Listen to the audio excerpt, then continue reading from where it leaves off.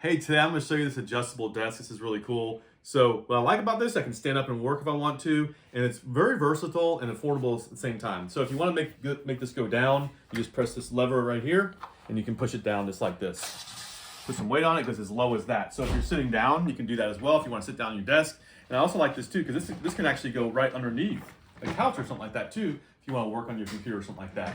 Another cool feature is this will actually, let me put this up a little bit here, is this will actually rotate like this. And so you can stop it, and whenever you let go of it, it's gonna lock in place. And so now I've got my laptop set up, so I can just go like this, really easy peasy to go like this. And so I obviously can make it go like this if I want to, and it's not gonna fall off because I have this lip here. So really good looking piece of furniture. It has these wheels on it too. It'll roll really easily. Another cool thing about this, it's really easy to put together. I've gotten similar ones before, and I really struggled to get some of this stuff together as far as like the lift mechanism.